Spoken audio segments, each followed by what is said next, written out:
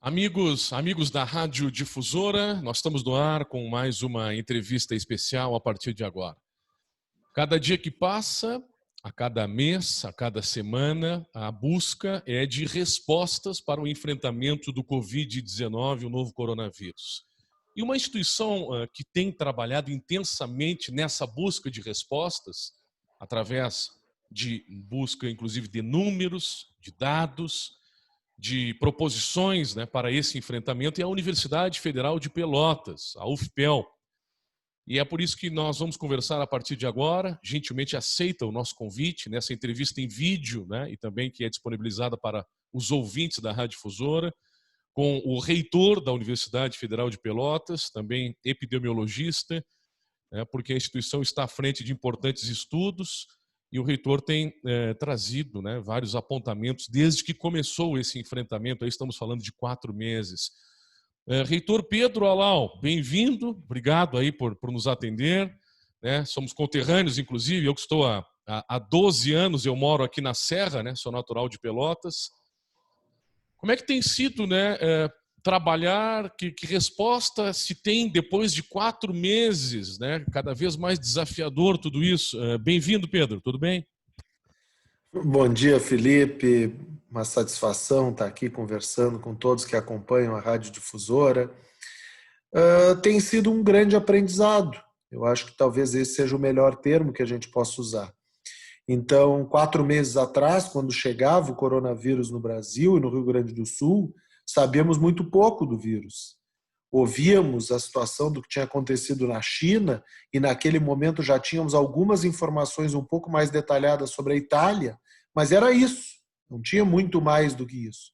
Víamos o sistema de saúde chinês responder muito rápido, construção de hospitais em tempo recorde, isolamento total de algumas regiões do país e, ao mesmo tempo, víamos o caos na Itália, falta de atendimento, as pessoas morrendo por incapacidade do sistema de saúde de absorver a demanda. Então, vimos 2 realidades bem diferentes naquele começo da pandemia. E, naturalmente, começamos a nos preparar, porque chegaria inevitavelmente no Brasil. A pandemia, então, se alastrou ali no final de fevereiro, já começou a chegar com mais intensidade no restante do mundo, especialmente nos primeiros 15 dias de março, a Europa já estava com uma pandemia um pouco mais forte. Os Estados Unidos também, a pandemia chegou antes do que chegou no Brasil, com mais intensidade, e depois chegou a nossa vez. Então, o Brasil reagiu bem em algumas questões, Felipe. O Brasil adotou o distanciamento social cedo. Isso fez com que o vírus circulasse menos aqui do que em alguns outros lugares. O Brasil levou a sério a pandemia, mesmo com algumas declarações infelizes de alguns dos nossos líderes, mas o Brasil levou a sério a pandemia. O Brasil errou de não ter instituído uma política de testagem ampla.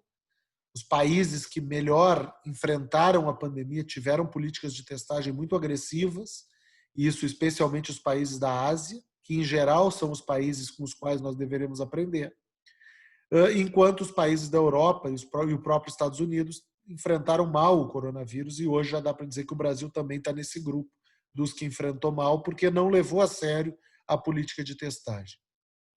Hoje, mais se encaminhando para o 3º, 4º mês da pandemia, a pauta tem sido a questão da reabertura das atividades, do distanciamento.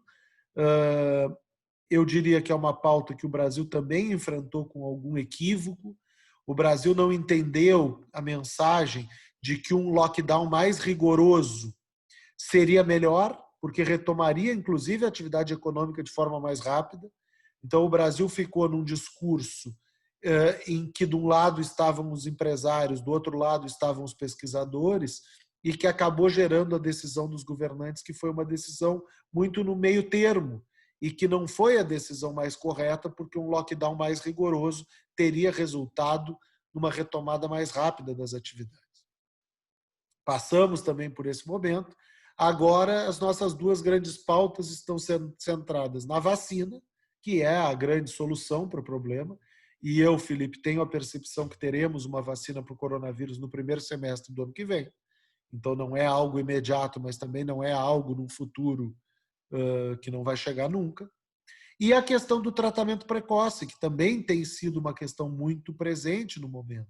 Lá no começo da pandemia, se tratava cloroquina ou não cloroquina, era uma pauta política, quase como se fosse a escolha de time de futebol. Aqui em Pelotas, tu sabe que é forte a rivalidade Brapel ou Grenal, né, em Porto Alegre. E agora, superada esse fetiche pela cloroquina, que a maioria das pessoas e sociedades médicas já notou que não é a cloroquina a pauta do momento, a pauta real é o tratamento precoce, uma combinação de vários medicamentos. Tem algumas pessoas que têm discutido esse assunto. Não é exatamente a minha área, mas é um tema que está tomando conta aí da discussão sobre o coronavírus hoje. Então, acho que esse é um histórico. Fiz uma fala um pouco mais longa, Felipe, mas para tentar dar um histórico do que tem sido a nossa experiência aí para entender esse vírus. E nesse contexto, a Universidade Federal de Pelotas produz aí um estudo que é hoje o maior estudo do Brasil disparadamente e ainda hoje o maior estudo do mundo sobre coronavírus, estudo epidemiológico que tenta tirar a venda do nosso piloto. Então, se o Brasil estava num voo às cegas, a tentativa é que o EpiCovid tire essa venda para que a gente conheça melhor esse vírus que tem causado tanto sofrimento para tantos brasileiros e brasileiras.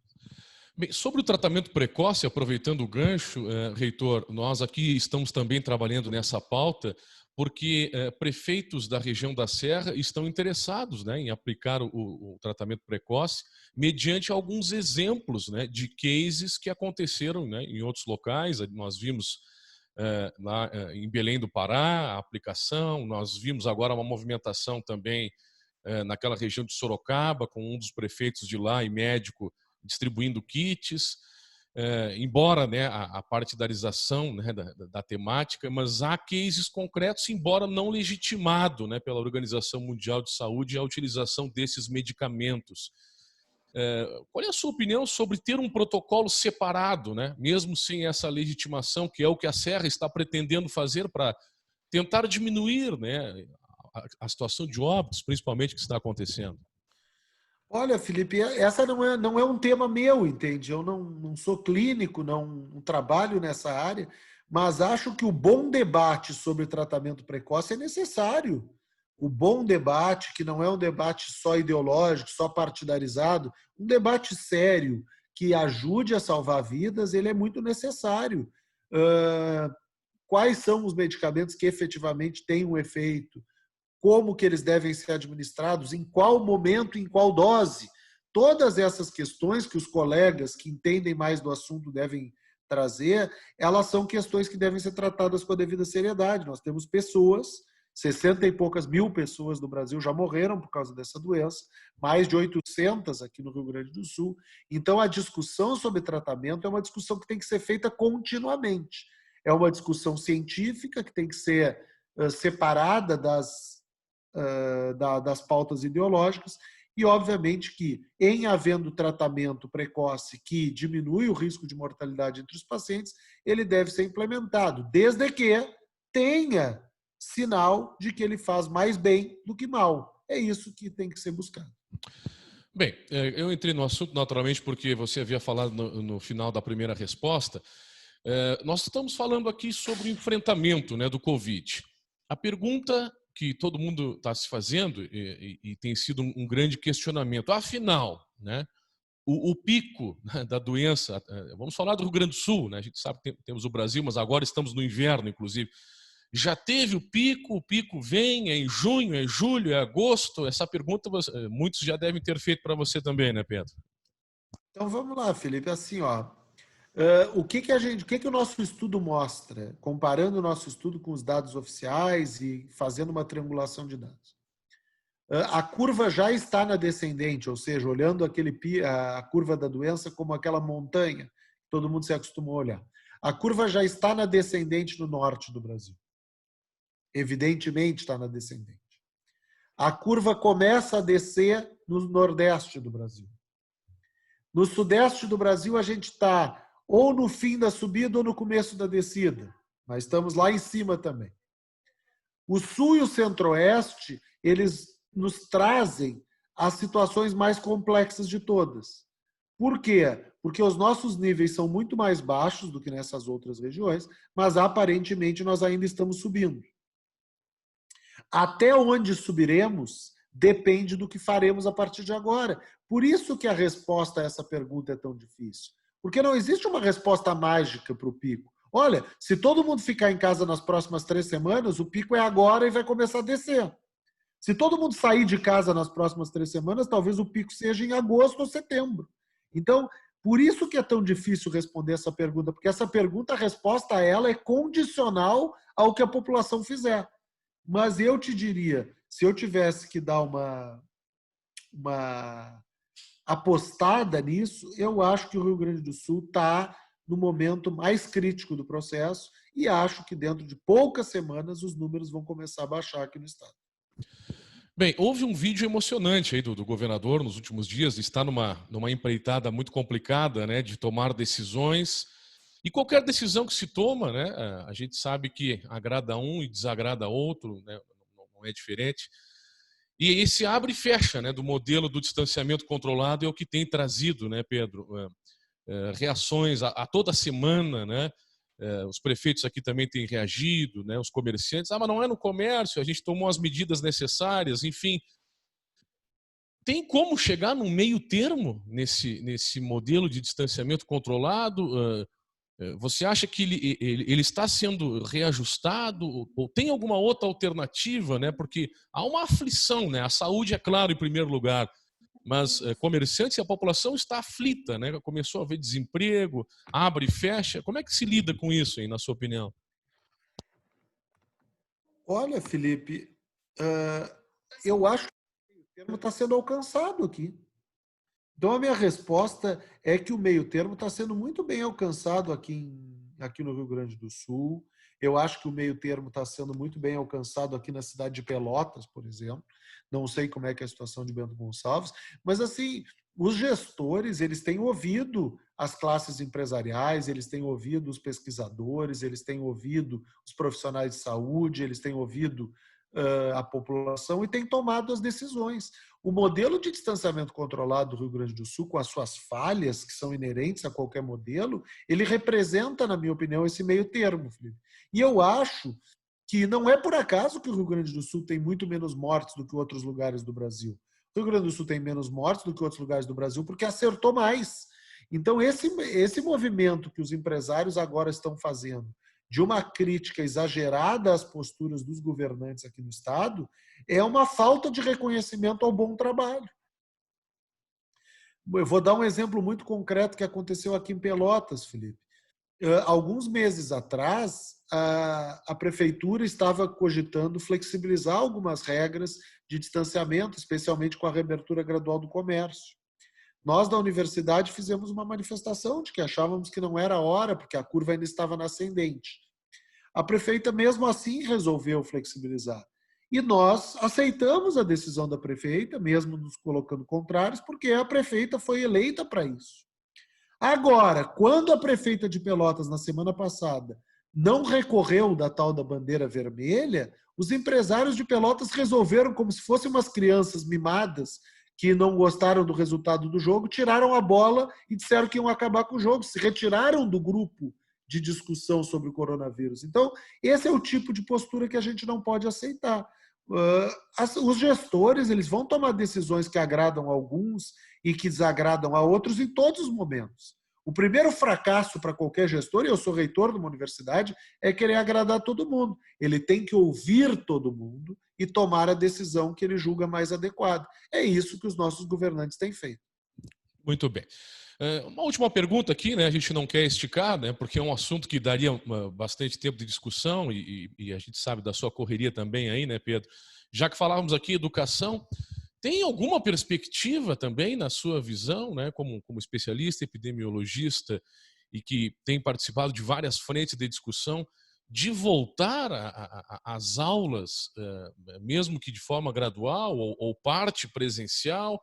O ideal mesmo é seguir aí com as atividades online até o final do ano, que já foi até o MEC já sinalizou para algumas instituições isso, né? É viável voltar a aulas? Tem alguma possibilidade? O que você acha? Olha, Felipe, essa pauta das volta às aulas também é uma pauta científica que não deve ser ideologizada. Então, assim, ó, se a gente olhar a experiência de outros lugares, quando a curva estiver na descendente, bem lá no final, é possível sim retomar atividades escolares. Eu te diria que não é agora, óbvio que não é agora, a curva não está nem descendo ainda.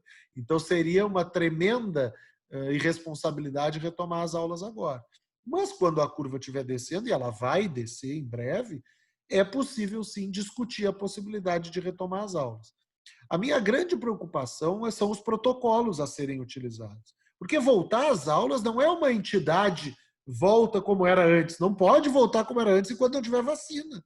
Então, assim, vai ter que ser criativo, vai ter que se pensar se vai ter uma coisa de rodízio, de revezamento entre as crianças, se vai ter um período mais estendido para permitir menos crianças em cada momento, em cada aula, ou turmas menores. Então, assim, vai ter que se fazer toda uma reorganização do sistema escolar para que a gente possa, então, retomar as atividades. Por enquanto, as atividades remotas são uma possibilidade em alguns casos. Tem que sempre tomar muito cuidado com as atividades remotas em relação à exclusão. A gente não pode fazer com que as atividades remotas tirem do sistema educacional um percentual das crianças que talvez sejam as que mais precisam dele, mas eu vejo a possibilidade, sim, de retomada das aulas, muito provavelmente lá dentro de aí talvez uns 2 meses no mínimo, desde que a curva se comporte como a gente espera. Neste momento, infelizmente, não vejo possibilidade alguma de retomar as aulas, embora saiba que outros colegas que também tratam esse tema com muita seriedade, como eu, têm opinião divergente. E essa é uma questão importante, Felipe. Inclusive, fica uma dica aí para vocês ouvirem o doutor Ricardo Zimmermann, doutor de Porto Alegre. É um cara que eu tenho profundo respeito, tem opiniões bem divergentes da minha em relação a essa questão do distanciamento, em outros temas a gente concorda mais, mas é uma pessoa que tem uma posição diferente da minha. Eu acho que é bom para o debate que tenhamos posições divergentes sobre o tema. Então, exatamente por isso fica aí a manifestação de que a discussão tem que acontecer ouvindo aqueles que têm algo a dizer e cada gestor vai tomar as decisões que achar mais adequada com base nas informações que tiver. Muito bem. A última pergunta aqui, eu prometo. Olhando de fora, né? Vocês que estão de fora e eu que estou aqui na Serra, os números da Serra Gaúcha, qual é a leitura que vocês fazem? Será que tem mais testes aqui? É porque tem mais indústrias e as empresas começaram a testar? Temos os exemplos dos frigoríficos? Ou o surto no Rio Grande do Sul está na Serra e daqui a pouco nós não sabemos ou não queremos aceitar aqui, porque tem sido um desafio para nós aqui também, moradores, Pedro? Olha, Felipe, então essa é uma resposta que tem que ser feita com bastante cuidado. Assim. O que a gente tem observado no EpiCovid, especialmente no estudo gaúcho? Tá? Caxias do Sul, que é a nossa cidade que representa a Serra no estudo, sistematicamente tem sido a cidade que tem os piores resultados de distanciamento social. Em todas as últimas fases da pesquisa, Caxias é a cidade que mais descumpre o distanciamento social. E já na última fase, já foi a cidade com mais casos. Então, me parece sim que a epidemia está se deslocando em direção à Serra Gaúcha. Eu tenho visto uma série de movimentos dos empresários aí da região da Serra que parece que estão tendo uma supremacia exagerada sobre a opinião dos pesquisadores aí da região, e acho que na Serra há um desequilíbrio nesse momento entre a priorização da atividade econômica e a priorização da saúde pública. Então, fica o meu apelo à população que ouve a difusora, às próprias lideranças empresariais, de que nesse momento é hora de tomar cuidado em relação à Serra Gaúcha, região maravilhosa que nós temos aqui no estado, sou grande apreciador, mas a Serra Gaúcha está reabrindo rápido demais, o aumento dos casos é real, é evidente, e isso pode fazer com que tenhamos um aumento no número de mortes que também seja maior do que será nas outras regiões do estado. Então é uma palavra de cuidado para que os nossos gestores aí da região da Serra, os empresários, os pesquisadores, voltem a sentar na mesma mesa, voltem a ter um equilíbrio entre as forças, para que a Serra não tenha o desenrolar da epidemia muito pior do que o restante do estado. Ok. Pedro, obrigado. Muito obrigado pela tua gentileza, né, de nos atender, né? A gente sabe que você tem dado muitas entrevistas aí, né, em nível nacional. Afinal de contas, é uma participação importante da instituição, né, da Universidade Federal de Pelotas neste enfrentamento. E você disponibiliza, né, uns minutos para atender e falar para o nosso público daqui. Muito obrigado, viu? Saúde e tudo de bom. Eu que agradeço, Felipe, pela oportunidade. E já que o pessoal da Serra aí está me ouvindo criticar um pouco aí a situação do distanciamento, etc. e tal, vai uma frase aí que eu tenho dito desde os últimos dias que eu acho que o pessoal da Serra aí vai gostar. Para mim, na pauta do futebol, que é uma pauta que todo mundo está enfrentando, eu acho que o Caxias deveria ser declarado campeão gaúcho de 2020. Acho um equívoco essa tentativa da federação de prosseguir o campeonato nesse momento. Enquanto o campeonato esteve em igualdade de condições, o Caxias foi o clube que venceu o primeiro turno do campeonato. Então, da minha parte, entendo que o Caxias deveria ser declarado campeão gaúcho de 2020. Então, uma parte da Serra vai gostar, a torcida do Juventude, do Esportivo não vai gostar, mas na minha percepção é justo que o Caxias seja declarado campeão gaúcho 2020. Obrigado, Pedro. Saúde para nós Um aí. Um abraço. abraço. Bom.